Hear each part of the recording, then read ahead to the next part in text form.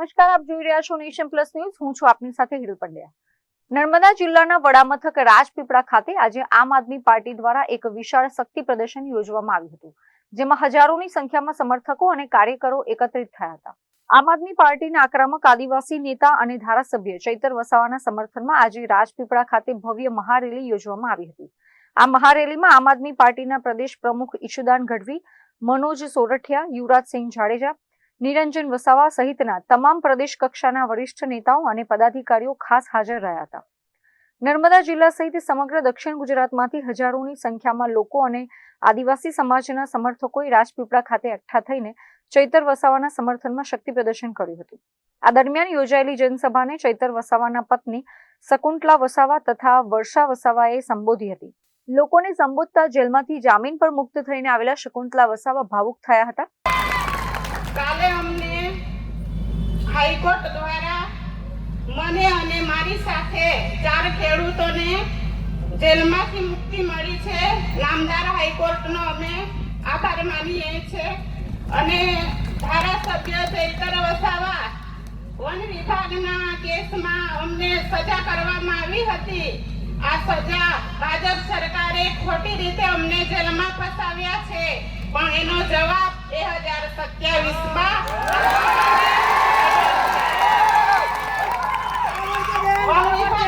ખેડૂતોનો પાક કાપી નાખવામાં આવ્યો છે। ખેડૂતોને ન્યાય અપાવવાના બદલે આ ખોટી સરકારે એમને સજા ભોગવી છે, પણ એનો જવાબ પણ આપણી જનતા આપવા માટે તૈયાર છે। આજે ધારાસભ્ય ચૈતર વસાવા આદિવાસી સમાજ માટે ઘણી લડત આપે છે, ત્યારે આ ભાજપ સરકારને ગમતું નથી, એટલે રાજકીય કિન્ના કરી રાખી ખોટી રીતે એમને વારંવાર જેલ ભોગવે છે, પણ એનો જવાબ પણ આ જનતા આપવા માટે તૈયાર છે। અમને 2027માં જ્યારે આ કેસ થયો હતો ત્યારે અમને સેન્સન કોર્ટ દ્વારા અમને જામીન મળ્યા હતા, પરંતુ અમારી તારીખ અમે દર મહિને ભરતા હતા। મહિનામાં અમને 2 તારીખ પાડવામાં આવી કે કેસને ખૂબ ચલાવવામાં આવ્યો। એ લોકોએ ખોટી રીતે સજા ભોગવી છે, પણ એનો બદલો પણ જનતા આપવા માટે તૈયાર છે। તમારી આશીર્વાદથી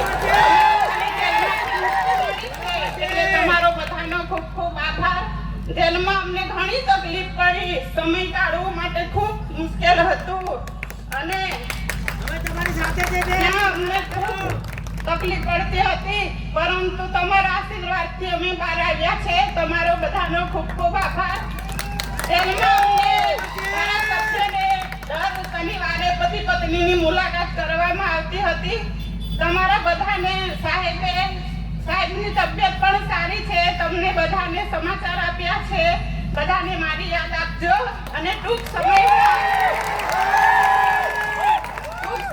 અઠવાડિયામાં ચૈતર વસાવાને પણ જામીન મળશે।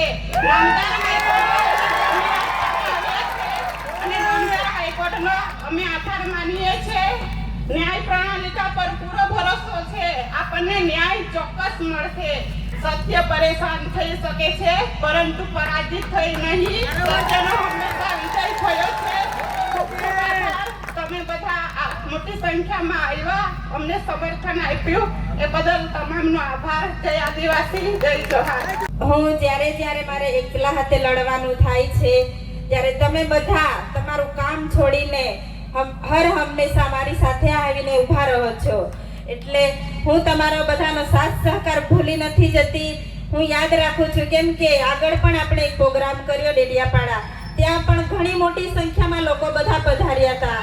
ઘણી દૂરથી લોકો આવ્યા, સમર્થન આપ્યું કે તમે એકલા નથી, અમે બધા તમારી સાથે છો, એવું તમે મને કહ્યું। એટલે આજે હું તમારી સામે એકલી નથી, તમે બધા મારી સાથે છો।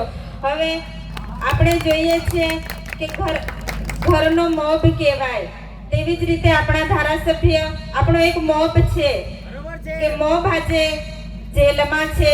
મોબ વગર કેટલી તકલીફ પડે છે તે આપણે બધા જાણીએ છીએ, એટલે આપણી લડત અહીંયા પૂરી નથી થતી। જ્યાં સુધી ન્યાય નથી મળતો ત્યાં સુધી આપણે આપણી લડત ચાલુ રાખવાની છે।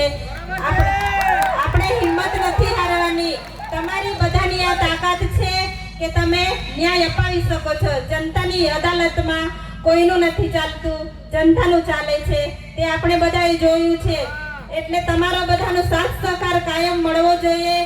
Bureau report nation plus news Rajpipla. સમાચારોના સતત અપડેટ મેળવવા માટે અમારી નેશન પ્લસ ન્યૂઝની યુટ્યુબ ચેનલને સબસ્ક્રાઇબ કરો, બેલ આઇકન દબાવો અને જોડાયેલા રહો ફેસબુક, ઇન્સ્ટાગ્રામ અને ટ્વિટર પર.